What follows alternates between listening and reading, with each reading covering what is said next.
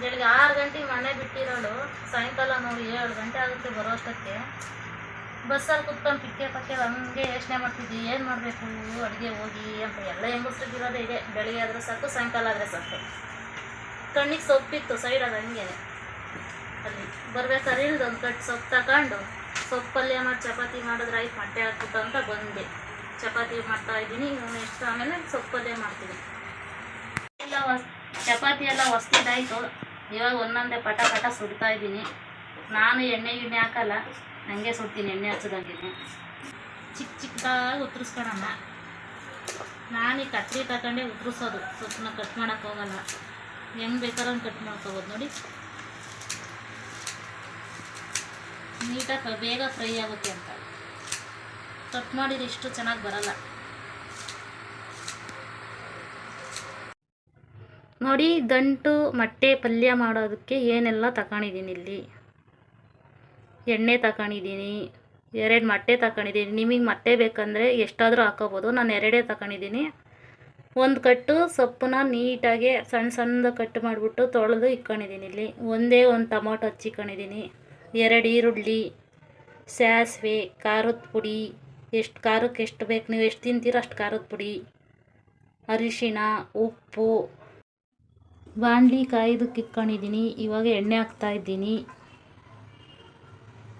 ಎಣ್ಣೆ ಕಾಯ್ದಿದೆ, ಸಾಸಿವೆ ಹಾಕ್ತಾಯಿದ್ದೀನಿ. ಸಾಸಿವೆ ಚಟಪಟ ಅನ್ಬೇಕಾದ್ರೆ ಈರುಳ್ಳಿ ಹಾಕ್ಕೊತೀನಿ.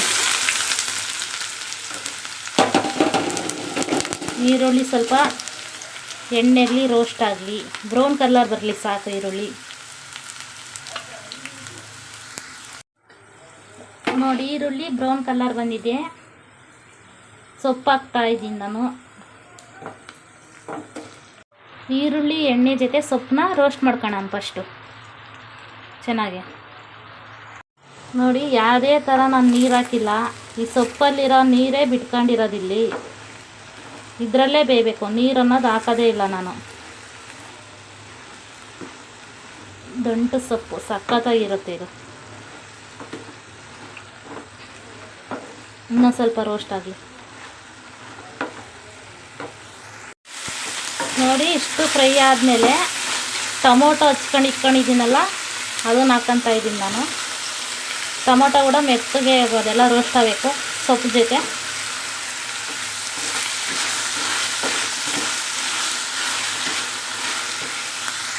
ಇಷ್ಟು ರೋಸ್ಟ್ ಆದಮೇಲೆ ಅರಿಶಿನ ಹಾಕ್ತಾಯಿದ್ದೀನಿ, ರುಚಿಗೆ ತಕ್ಕಷ್ಟು ಉಪ್ಪು, ಖಾರಕ್ಕೆ ತಕ್ಕಷ್ಟು ಖಾರದ ಪುಡಿ,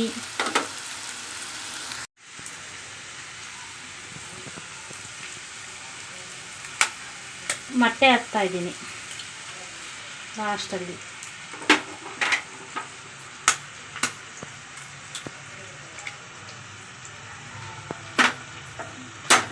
ಇವಾಗ ಇದೆಲ್ಲ ಮಿಕ್ಸ್ ಮಾಡೋಣ. ಲೋ ಫ್ಲೇಮಲ್ಲಿ ಇಟ್ಕೊಂಡು ಸ್ಟವ್ನ ಫ್ರೈ ಮಾಡ್ಕೋಬೇಕು, ಇಲ್ಲಾಂದರೆ ತಳ ಹತ್ತುತ್ತೆ. ಚೆನ್ನಾಗಿ ಮಿಕ್ಸ್ ಮಾಡೋಣ. ಉಪ್ಪು, ಖಾರ, ಅರಿಶಿನ. ಫೈನಲಿ ಮೊಟ್ಟೆ ದಂಟಿನ ಸೊಪ್ಪಿನ ಪಲ್ಯ ರೆಡಿ ಆಯಿತು. ನೋಡಿ ಎಷ್ಟು ಸಖತ್ತಾಗಿ ಬಂದಿದೆ. ಇವಾಗ ಸರ್ವ್ ಮಾಡ್ಕೊಳ್ಳೋಣ ಬನ್ನಿ ಪ್ಲೇಟಲ್ಲಿ. ನೋಡಿ ಪ್ಲೇಟಲ್ಲಿ ಸರ್ವ್ ಮಾಡ್ಕೊತಾ ಇದ್ದೀನಿ.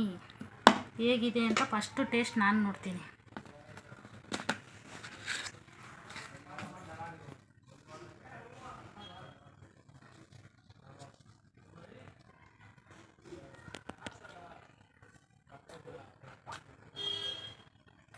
ಸೂಪರಾಗಿದೆ. ನೀವೇನಾದರೂ ಮನೇಲಿ ಮಾಡಿದ್ದೀರಂದರೆ ಒಂದು ಚಪಾತಿ ತಿನ್ನೋರು ಮಕ್ಕಳು 4 ಚಪಾತಿ ತಿಂತಾರೆ, ಅಷ್ಟು ಸಖತ್ತಾಗಿದೆ. ಎಲ್ರಿಗೂ ಇಷ್ಟ ಆಗುತ್ತೆ.